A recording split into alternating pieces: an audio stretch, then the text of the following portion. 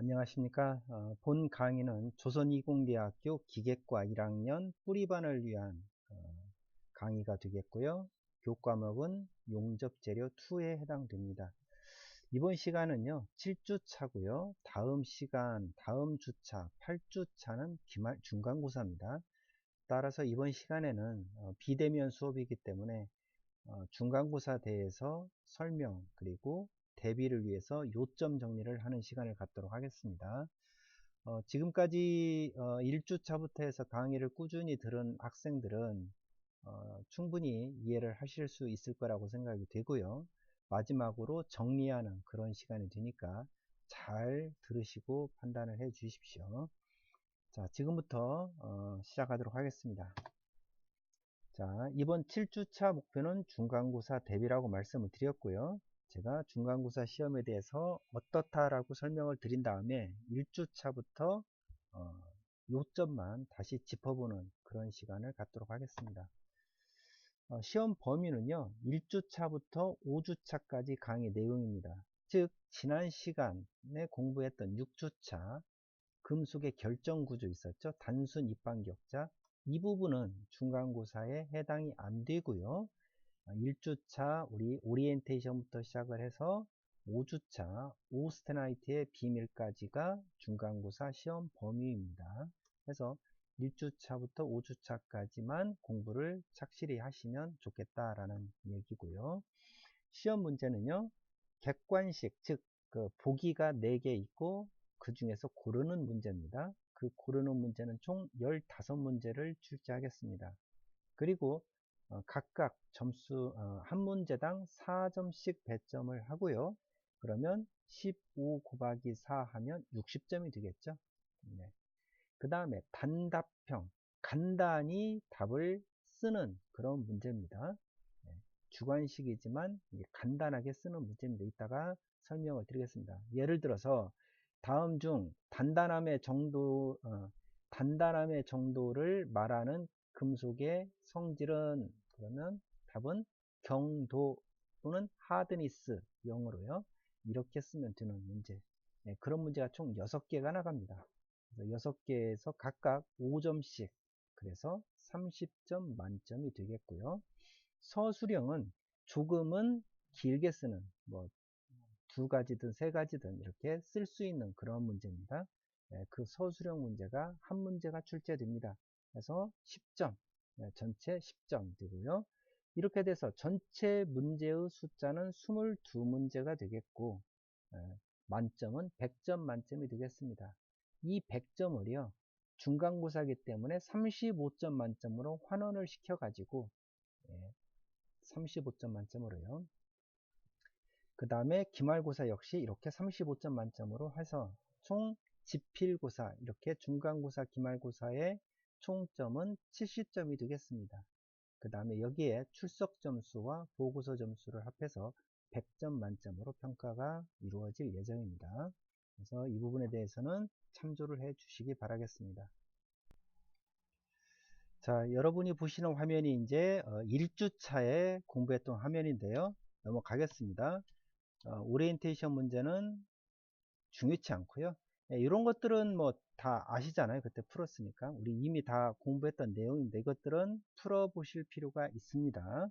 금속질에 속하지 않는 것은 당연히 세라믹이겠죠. 이런 거 합금이 아닌 것은 오로지 한 가지 원소로만 되어 있는 거니까 크롬이 되겠고요. 뭐 이런 것들 한 번씩 풀어봐 주시기 바라고, 이 중에서 적어도 한 문제 정도는 출제가 될 것 같습니다.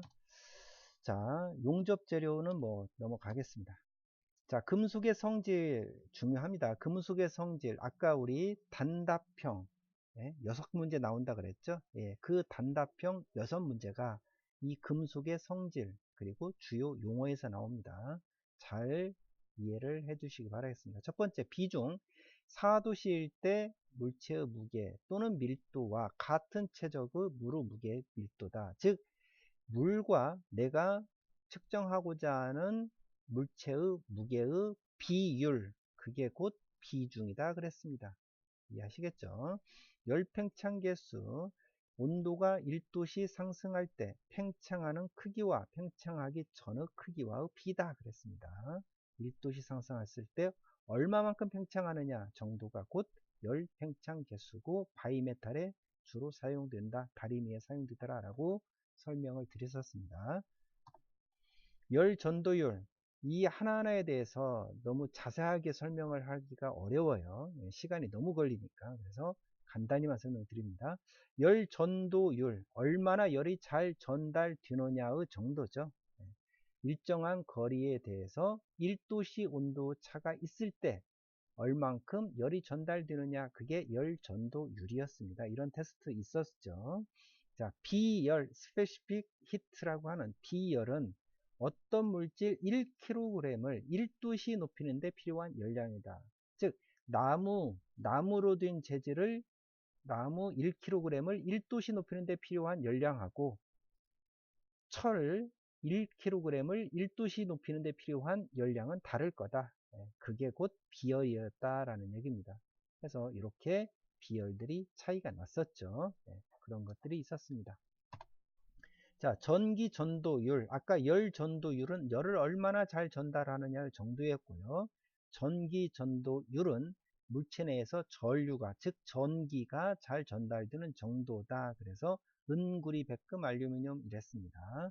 자, 이게 전기 전도율이고요.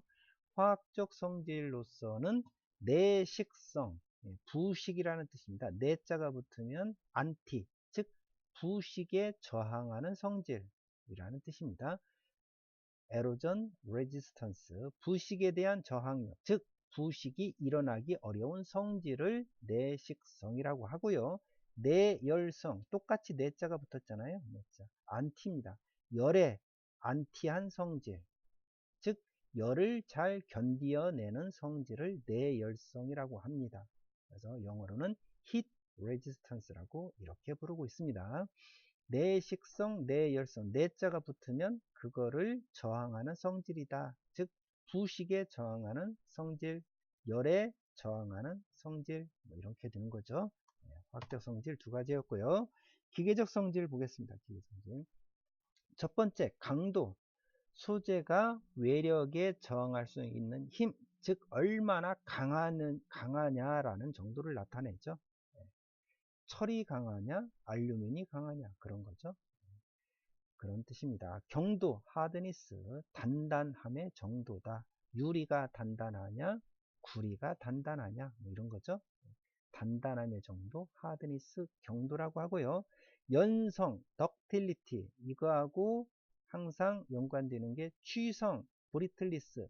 브리틀리스 취성은 잘 깨지는 성질을 갖다가 취성이라고 합니다. 그렇죠? 연성은 잘 늘어나요. 즉 취성은 늘어나지 않고 잡아당기며 깨져버려요. 그러한 성질을 취성이라고 하고 연성은 잘 늘어나는 성질입니다. 그래서 금, 은, 알루미늄, 구리 이런 순서가 된다 그랬었습니다. 전성은 뭐냐면 전성은 얇게 판을 펼 수 있는 성질이다. 금을 망치로 두드리면 얇게 펴질 수 있겠죠. 얼만큼 얇게 잘 펴지느냐 그런 게 곧 전성이고요. 연성과 거의 성질이 비슷합니다. 인성, 질긴 성질입니다. 터프니스라고 부르고 얼마나 질기냐, 즉 잡아당기면 쭉 늘어날 수 있느냐 그런 겁니다. 그래서 질긴 성질, 소성 변형 구역에서 파단될 때까지 흡수할 수 있는 능력, 즉 얼마만큼 에너지를 흡수하면서 파단이 일어나느냐 그게 질긴 성질이죠. 고무 같은 거 잡아당기면 계속적으로 늘어나면서 에너지를 소비하게 만들잖아요. 그런 게 질긴 성질입니다. 인성, 터프니스라고 부릅니다. 자, 그 다음에 재료 표기법에서 이것은 그냥 넘어가도록 어떤 게 가장 크더라는 정도 대략 이해하시면 될 것 같습니다. 금, 은, 알루미늄, 구리가 연성, 열 전도율은 은구리, 백금, 알루미늄, 전기 전도율은 은구리, 백금, 알루미늄 똑같죠. 그 순서로 나가더라라는 얘기고요. 이걸 영으로 나타내고 기호로 나타내는 것은 크게 문제시 삼지는 않겠습니다. 자, 이거 그냥 기본적인 거니까 넘어갔고요. 이건 참고사항이니까 넘어가겠습니다. 그래서 이런 것들 보고서를 냈었습니다. 자, 이렇게 해서 1주차는 이렇게 간단히 정리를 해 봤고요. 다음 2주차 정리해 보겠습니다. 자, 2주차는요, 1주차에 이어서 이 물리적 성질, 화학적 성질, 기계적 성질 이런 것들은 아까 뭐라 그랬습니까? 6문제 단답형에 나온다라고 했습니다. 단답형에 나온다. 잘 기억을 해 두셔야 되겠습니다. 예를 들어서 온도가 1도씨 상승할 때 팽창한 크기와 팽창하기 전에 크기 B는 가로 열고 뭐라고 합니까? 그러면 열팽창 개수라고 쓰시면 되겠죠. 또는 Thermal Expansion Coefficient 라고 영어로 쓰셔도 좋습니다. 여러분들은 외국이니까 어떤 걸 쓰셔도 관계없습니다. 자, 이렇게 문제가 나온다. 이런 것들 중에서 이해하시겠죠? 잘 기억을 해 두시고요. 자, 우리가 금속 재료에는 철광과 비철금속이 있었죠. 철광은 우리가 순강주라 그랬고 나머지가 비철금속이었습니다. 합금들. 그래서 2주차에는 이 합금의 특징에 대해서도 공부를 했었죠. 넘어가겠습니다. 이 부분은 넘어가고요. 금속의 특징 공부해보죠. 금속의 주기율표 넘어가겠습니다. 금속의 특징. 일반적으로 금속은 상온에서 결정을 가진 고체이다. 단 수은 아니다. 수은 액체죠. 금속은 열 전도율과 전기 전도율이 좋다 그랬습니다. 그죠? 좋습니다. 합금은 어떻게 되죠? 이게 금속보다 나쁘다 그랬습니다. 그렇게 되어 있습니다. 자유전자가 자유롭게 이동할 수 있기 때문에 그렇습니다. 넘어가죠. 금속은 전성과 연성이 크다. 전성은 뭐라 그랬어요? 두드리거나 압착했을 때 얇게 펴지는 성질, 연성은 늘어나는 성질, 그랬죠? 소성 변형도 있었습니다. 그래서 전성도 크고 연성도 크고 소성 변형이 있기 때문에 가공하기가 쉽다. 그래서 우리가 냄비도 만들고요. 여러 가지 도구도 만들고 그렇게 하는 거죠. 그렇게 됩니다. 자, 이거 지난 시간에 공부했던 거고, 그 다음에 금속은 특유의 광택이 있고 빛을 잘 반사한다 라고 했습니다. 자유전자 때문에 그러는 건데요. 이건 모른다 하더라도 금속의 특징은 이렇다. 특유한 광택이 있고 빛을 잘 반사하더라. 또한 비중과 강도, 경도가 크며 용융점이 높다. 비중은 뭐고 강도는 뭐고 경도는 뭐냐? 이 앞 시간에 공부했습니다. 비중은 이거고 강도는 이거고 경도는 이렇고 용융점은 녹는 점이다 그랬습니다. 자, 이해하시겠죠? 그렇게 하시고 여기에 써졌습니다. 다음 이번 이 이후에 공부할 건 합금에 비해 순금속은 기계적 특성인 강도나 강성이 낮다. 합금을 쓰는 이유는 합금 뭐죠? 우리가 합금이라는 건 뭡니까? 기본 안주 5개에다가 다른 원소를 추가를 하는 게 합금이죠. 그 안주 추가가 5% 이하면은 저합금, 5% 이상이면 고합금 그랬습니다. 그랬습니다. 그래서 합금을 만드는 목적은 기본적으로 보다 기계적 성질을 좋게 하기 위해서 그렇습니다. 이해하시겠죠? 자, 그건 뒤에서 또 나오니까 그때 가서 보도록 하죠. 자, 합금, 알로이란 주금속의 한 가지 이상의 원소를 첨가하여 기계적 성질을 향상시킨 금속 물질이다 라고 했습니다. 좀 더 우리 이제 다음 시간에 배우는 것을 먼저 우리가 알고 있으니까 이제 얘기를 하자면 기본 안주 5개 뭡니까? 철을 제외한 탄소, 규소, 망간, 인, 황 외에 다른 원소 한 가지 이상의 원소를 첨가한 게 바로 합금이다 라는 얘기입니다. 자, 이 첨가한 원소가 5% 미만이면 저합금강이라고 했고 5% 이상이면 고합금강이라고 했습니다. 그러면 합금강을 만드는 목적은 뭐라고요? 그러한 안주를 추가하여 다른 원소를 첨가하여 기계적 성질을 향상시킨 물질을 만들기 위해서 그렇다라는 얘기입니다. 왜 다른 금속을 섞느냐라면 기계적 성질, 즉 더 강한 재질을 만들기 위해서 그렇습니다. 이해하시겠죠? 자, 합금은 엄청나게 종류가 많습니다. 일반적으로 알려진 합금은 청동, 황동, 두랄루민, 아말감 여러 가지가 있죠. 자, 공통적인 특징을 가지고 있더라. 이 합금은. 그게 이제 합금의 특징 나오죠. 자, 일반적인 금속의 특징 우리가 배웠습니다. 전성과 연성이 좋다 그랬는데 합금은요. 다른 원소가 섞이기 때문에 전성과 연성은 안 좋다는 뭐에 비해서? 일반 금속에 비해서, 순금속에 비해서 그렇다는 뜻입니다. 금속은 일반적으로 연성과 전성이 큰데, 그죠? 네. 순금속에 여러 물질을 넣어 만든 합금은 이게 그렇지 않다라는 얘기입니다. 합금은 왜 작아지는지는 그때 설명을 드렸고요. 두 번째, 합금은 강도와 경도가 크다.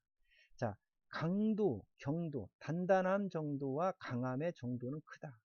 강하고 단단하면요, 잘 늘어나지를 않아요. 그렇죠? 그렇기 때문에 연성과 전성은 작아집니다. 당연히. 합금은 강도나 경도는 커지지만 연성과 전성은 작아지더라. 해서 강도, 경도나 연성과 전성에 대한 의미를 잘 이해하신다면 당연한 결과가 나오더라라는 얘기예요. 그래서 이해를 잘 하셔야 되겠다라는 얘기입니다. 세 번째, 합금은 열 전도율과 전기 전도율이 좋다, 안 좋다? 안 좋다. 왜? 다른 원소가 섞여 있으니까. 전달이 잘 안 되더라. 자유전자가 많이 잘 움직여야 되는데 그러지를 못해요. 다른 원자들이 다른 원소들이 섞여 있기 때문에. 그래서 열 전도율이 좋지 못하다. 또한 전기 전도율도 나쁘다라는 얘기입니다. 그런데요, 용융점은 낮아진다. 녹는 점이 낮아져요. 그래서 주조성, 캐스팅이 좋다라는 얘기입니다. 그래서 우리가 알루미늄 다이캐스팅도 하는 거고 아연 다이캐스팅도 하는 거고요. 물론 그게 알루미늄, 순 알루미늄도 있지만 거기에 다른 원소들도 많이 첨가가 됩니다. 그런 식으로 하는 거다. 이러한 동상들 깎아서 만드는 게 아니라 녹여서 일정한 틀 안에 부어서 만들죠. 그런 것을 갖다가 주조라고 합니다. 그래서 주조성이 좋아진다라는 얘기입니다. 자, 합금의 특징 잘 아시겠어요? 그래서 금속의 특징과 합금의 특징. 그럼 금속은 뭐고 합금은 뭔지 아셔야 될 거고 이미 설명을 드렸으니까. 금속의 특징은 어떻고 기계적 성질, 화학적 성질, 물리적 성질에 대해서 공부했고요. 합금의 성질은 그 금속의 성질과 어떠한 차이가 나는지를 공부했습니다. 자, 내열성, 내산성, 내식성은 좋아진다라고 했습니다. 그것도 같이 알아두시고 그 다음에 이거 상식적으로요. 4% 이상 합금을 내열강이라고 하더라라고 했습니다. 중요치는 않지만. 자, 마지막으로 우리가 이제 비교를 해보죠.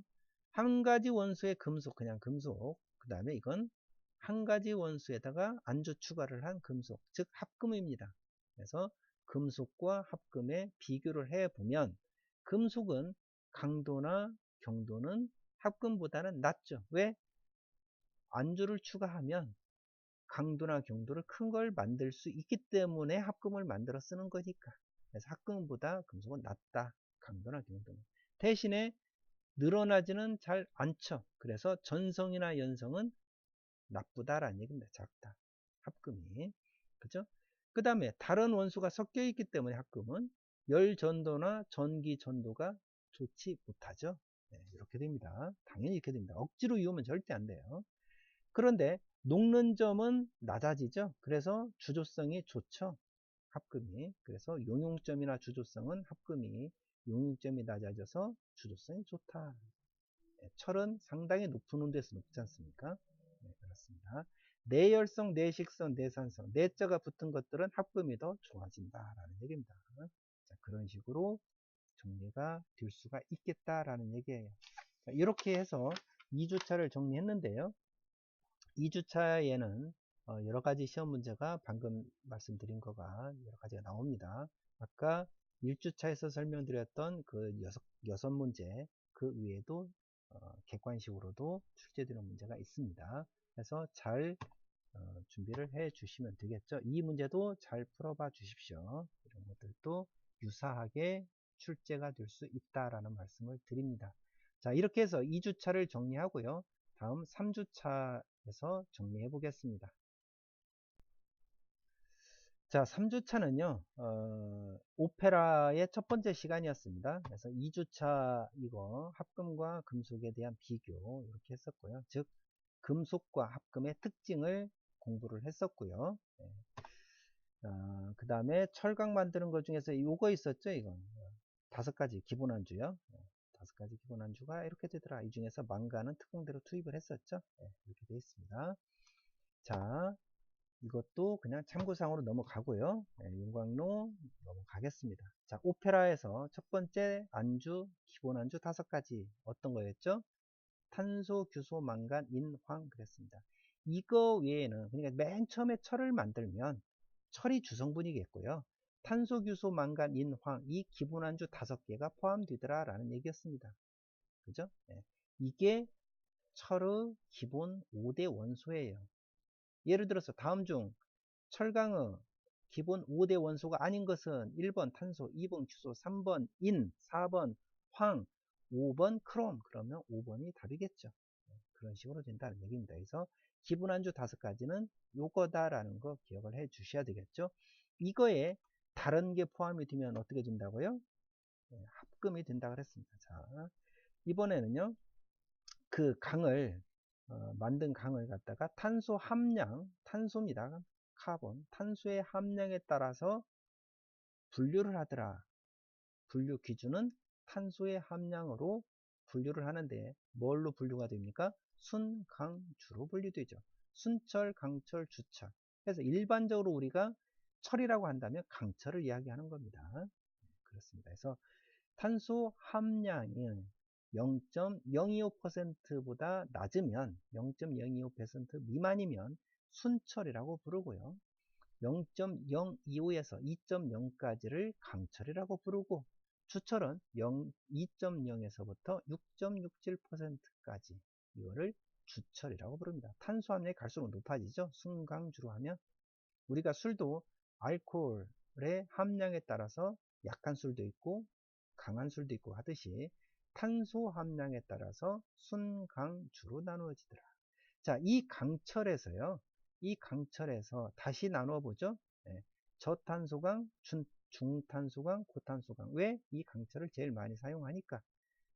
저탄소강은 0.05에서 0.3까지, 중탄소강은 0.3에서 0.6까지, 고탄소강은 0.6에서부터 2.0까지. 그래서 제가 S45C 이것은 0.45%다 그랬습니다. 그래서 이것은 중탄소강, 즉 0.45%니까 탄소 함량이 그렇게 설명을 드렸었어요. 자, 이렇게 되어 있습니다. 그래서 순강주로 가면 갈수록 탄소 함량이 많아지기 때문에 더 강해진다 라고 했습니다. 왜? 얘네들의 빈 공간을 탄소가 채우니까 움직일 수 없어서 그렇습니다. 알코올하고 똑같아요. 우리 술하고. 자, 그렇게 강해진다 라고 말을 했고요. 이 강에서 강에서요. 만약에 안주를 추가하면 뭐가 된다고요? 합금이 된다고 그랬습니다. 합금. 그러면 안주 추가를 조금이라도 하면 합금이 되는 거예요.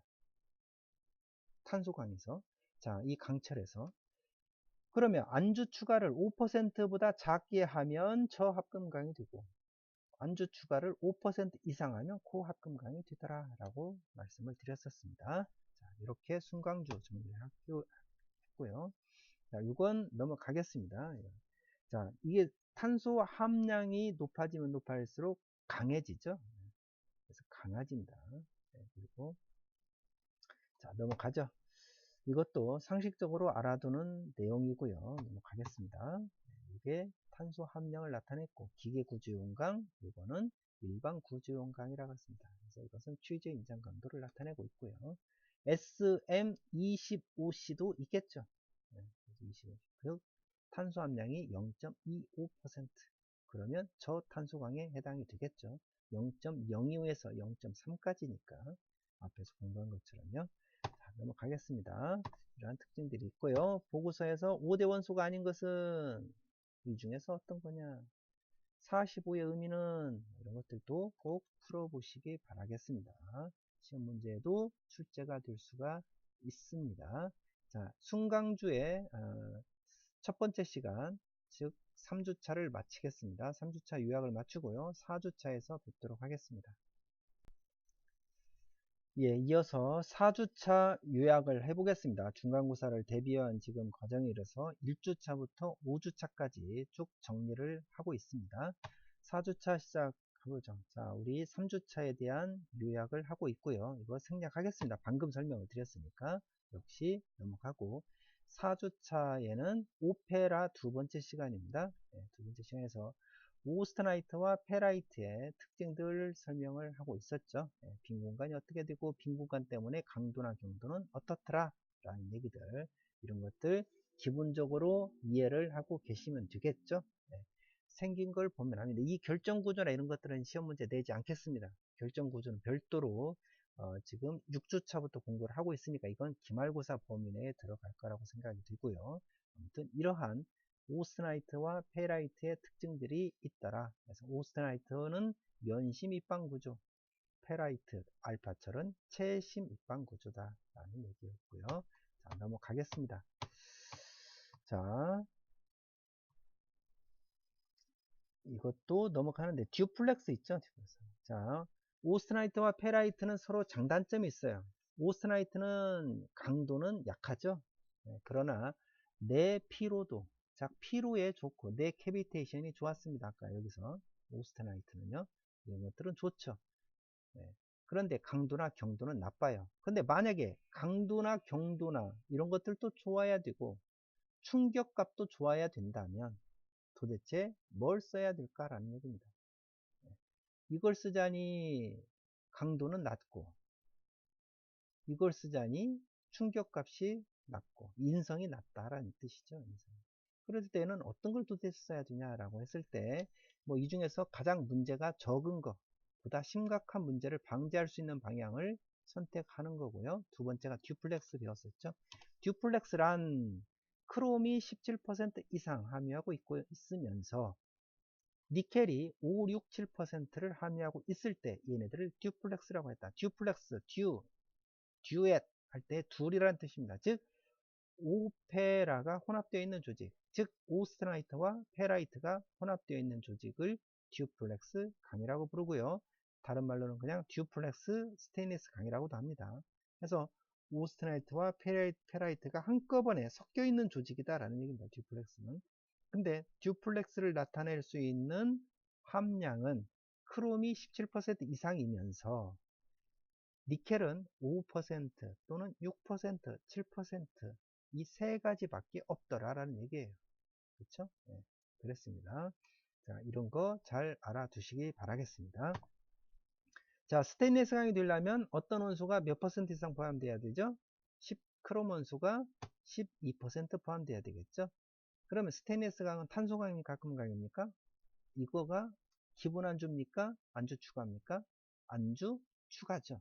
기본 안주 5가지, 탄소, 규소, 망간, 인, 황. 그렇죠? 그거 외에 다른 원소가 포함되어 있으니까 얘는 합금강입니다. 그리고 그 추가된 원소, 추가된 안주가 5% 이상이잖아요. 그럼 이게 고합금강이 되겠죠.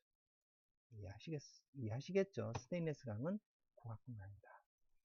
다음 중 스테인리스 강이 아닌 것은, 스테인리스가 되려면 크롬이 12% 이상이 돼야 됩니다. 크롬이 17%니까 오케이. 22% 오케이. 24, 17% 이상이니까 오케이. 22% 오케이. 그렇죠? 니켈 관계 없습니다. 크롬이 30% 이상 오케이. 전부 스테인리스 강입니다. 제가 오스트나이트가 아니라 그랬어요. 그냥 오스트나이트 조직은 언급을 안 했습니다. 스테인리스 강은 모두 맞다. 특히 이 중에서요, 17% 이상이면서 5, 6, 7%의 니켈 함량, 이게 뭐라고요? 듀플렉스다 라고 했습니다. 듀플렉스. 아까 그랬죠?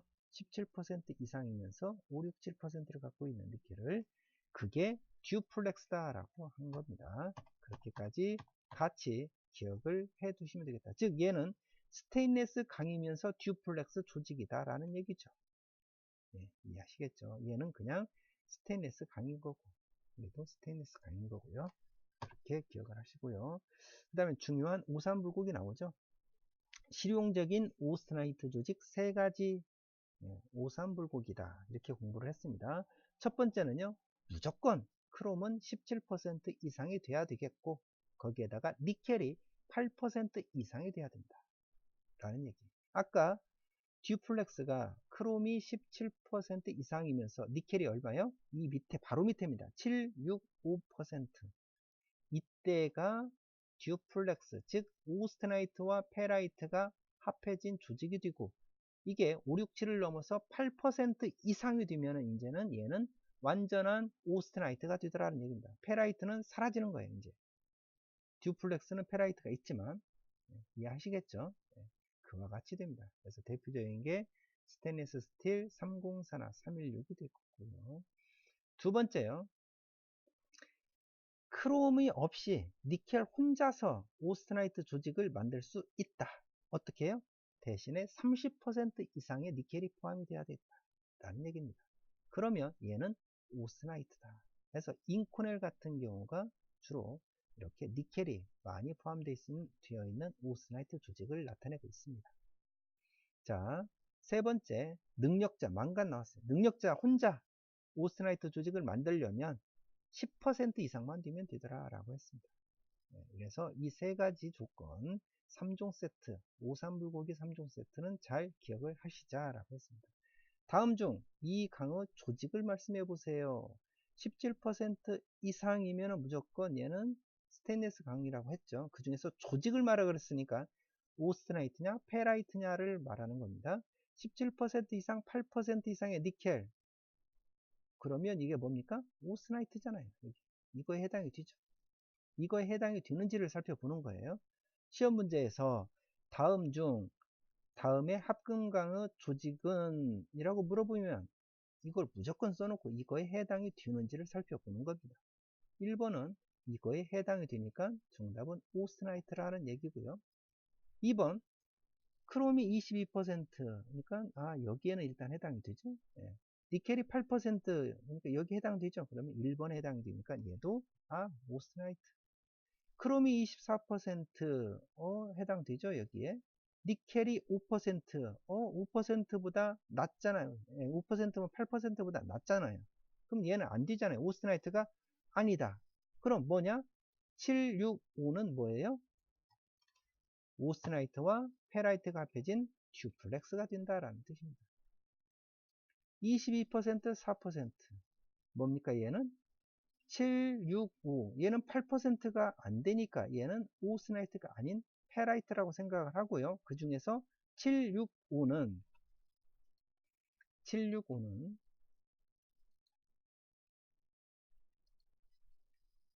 그 중에서 765는 듀플렉스였죠. 오스테나이트 페라이트가 하죠. 근데 그보다도 더 낮은 4%예요. 그럼 얘는 뭡니까?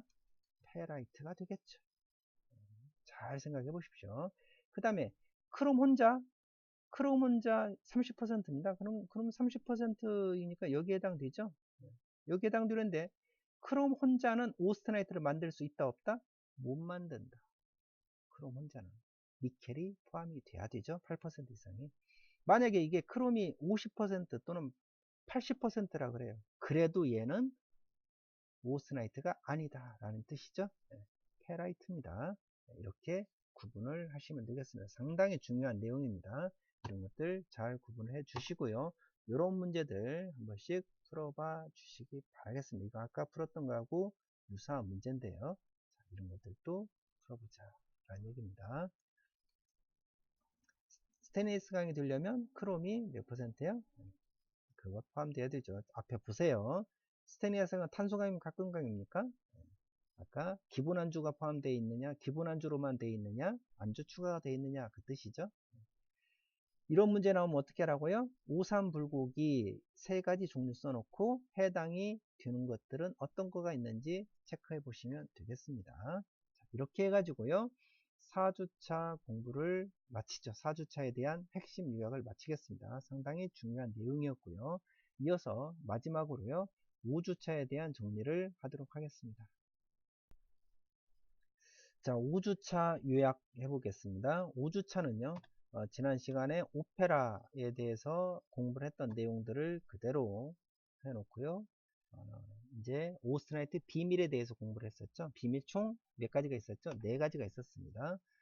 이거 가공 때문에 자성이 생기더라. 오스테나이트는 면심 입방격자라 자성이 없는 비자성이 맞는데 요게 가공을 하다가 찌그러지니까 빈 공간이 줄어들어서 이게 자성이 생기더라 했습니다.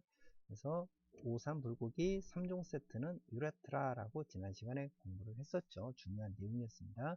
이 자성을 없애는 방법도 제가 실험을 통해서 설명을 드렸고요. 두 번째 비밀, 틈부식이었습니다. 틈부식.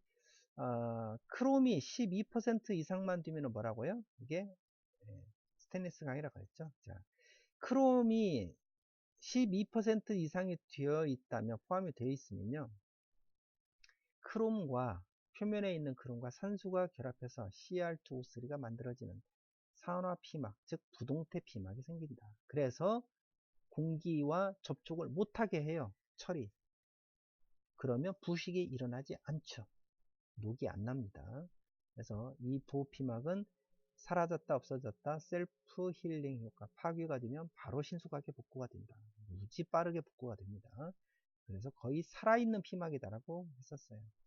자, 생성이 되려면, 이러한 보호피막이 생성이 되려면 크롬이 무조건 12% 이상 있어야 되겠고 산소가 있어야 되겠죠. 그래서 공기 중에 있는 산소나 물 속에 있는 산소하고 그 재료 속에 있는 크롬하고 결합해서 CR2O3가 만들어집니다. 그래서 겉표면을 덮고 있기 때문에 부식이 일어나지 않는다라고 했어요. 그죠? 네. 근데 만약에 O2가 없다면, 또는 O2가 너무 적다면 부식이 생기겠느냐? 네. 그게 바로 틈부식이었었죠. 네. 자, 이것도 넘어가죠. 설명하세요. 자, 스테인리스 강은요, ppm, 4ppm 미만이면 부식이 생깁니다. 산소가. 근데 일반적으로 물속이나 바닷물 속은 8ppm이에요.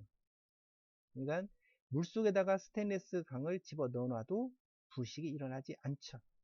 바닷물 속에도 일어나지 않습니다. 왜? 바닷물 속에도 산소가 8ppm이나 있으니까. 스테인리스 강이 부식이 생기려면 4ppm 이하가 되어야 부식이 생기니까 그렇습니다. 그런데 이렇게 좁은 틈 같은 데는 공기 중에 있더라도 공기에는 산소가 상당히 많지만 이 틈으로 산소가 잘 못 들어간다는 거예요. 그래서 부식이 생긴다 라는 겁니다. 그걸 이름하여 틈부식이라 그랬죠. 아주 미세한 틈이므로 산소 공급이 매우 낮으면 틈부식이 생기더라 라고 이야기했습니다. 기억하시겠죠? 네. 자, 그래서 이게 틈부식이 생기게 되면 어떤 현상이 된다고요? 크롬은 철분과, 자, 보시겠습니다. 내식성이 CR2O3가 철보다 커요. 그래서 부식이 안 일어나는 겁니다, 이게. 그런데 만약에 CR2O3가 만들어지지 않고 크롬만 있다면 철보다 더 부식이 잘 돼요. 그래서 오히려 일반적인 철보다 부식 속도가 더 빠르게 됩니다. 오스나이트이지만. 이해하시겠죠? 따라서 CR2O3가 안 만들어지면 오히려 더 부식에는 취약하게 된다라는 거예요. 그래서 이런 때 이런 것을 방지하고자, 즉 틈부식을 방지하려면 어떤 거? 몰리브덴을 4% 이상 첨가시키라. 그러면 이 몰리브덴이 좁은 틈이지만 산소를 꽉 붙잡고 있더라. 그래서 크롬과 산소가 결합하기 쉽도록 만들어 줍니다. 이해하시겠죠? 그렇게 하는 게 바로 틈부식 방지 대책으로서 몰리브덴을 4% 이상 첨가시킨다 라고 공부를 했었습니다. 자, 세 번째 비밀, 예민합니다. 예민해진다. 특정한 온도 구간에서 예민해지죠. 보통 500에서 800도씨 사이인데요. 이게 대표적인 게 용접입니다. 용접. 우리 많이 쓰고 있는 용접. 오스나이트 재질을 용접을 할 때에는 500에서 800도씨 사이를 피해라는 얘기예요. 그래서 발생 조건은 선행, 용접을 한 다음에 서서히 식히게 되면 이 사이를 통과하겠잖아요. 그렇게 되는 겁니다. 또는 이 정도 온도에서 계속적으로 유지가 돼요. 보일러 같은 경우가 그러겠죠. 그런 경우입니다. 그런 경우에는 예민화가 이루어지는데 어떤 예민화느냐? 크롬 23마리하고 탄소 6마리가 뭉쳐집니다. 크롬 23마리, 탄소 6마리. 보통 오스나이트가 예를 들어서 18%가 들어있다면 18% 쪽에서 뭉쳐져요. 이쪽으로 18%가 더 이쪽으로 갑니다. 그러면 이쪽은 23마리가 되고요. 이쪽은 예를 들어서 15마리가 되는 거예요. 탄소가. 아니, 크롬이. 그러면 이쪽은 크롬이 부족해지고 이쪽은 크롬이 많아지겠죠. 그러면 크롬이라는 놈은 단단해집니다. 따라서 여기 단단한 영역이 생겨요. 그리고 여기는 크롬이 적기 때문에 약한 영역이 생기죠. 그래서 여기가 균열, 금이 쫙 가버리는 거예요. 이것이 입계, 즉 그레인 사이즈 이 간격, 그 입계 부식 또는 입계 파괴라고 하는데요. 그러한 균열이 생긴다는 얘기입니다. 그렇게 해서 예민화가 이루어지더라. 그러면 이 예민화가 있으면 안 되겠잖아요. 방지법이 있어야 되겠죠.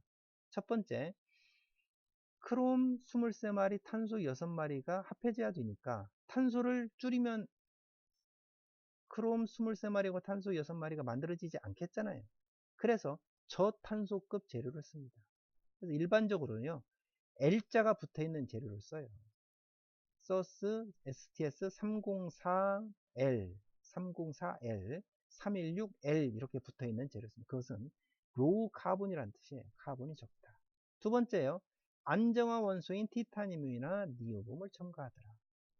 자, TI나 NB를 첨가하게 되면 크롬 23마리, 탄소 6마리가 만들어지기 전에 티타늄이 탄소하고 결합해서 TIC, 니오봄이 탄소하고 결합해서 NBC가 만들어져 버려요, 먼저. 그러면 이 크롬 석출물 CR 23마리, 탄소 6마리가 만들어질 수 있는 탄소가 없어져 버려요. 그러면 안 만들어지겠잖아요. 설사 만들어진다 하더라도 작게 조금만 만들어집니다. 그러면 깨지지 않는다라는 얘기예요. 금이 가서. 그죠? 네.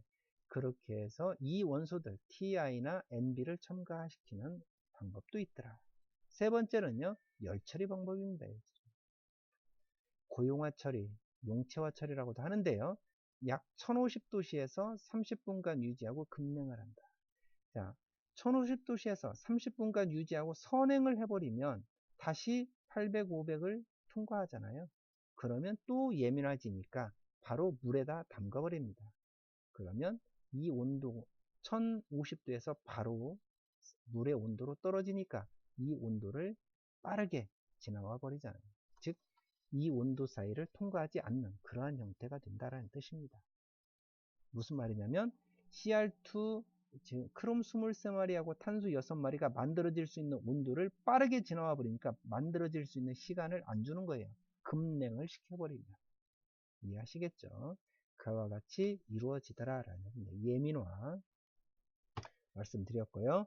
그럼 페라이트에는 예민화가 없느냐? 없다 그랬죠. 네. 없는데 단 주의해야 되는 게 급냉구역에서 마르텐사이트가 된다라고 했는데 이건 나중에 다시 2학기 때 공부할 수 있도록 하겠습니다. 마르텐사이트는 아직 모르셔도 좋습니다. 즉 여기 부분은 시험 문제는 내지 않겠습니다.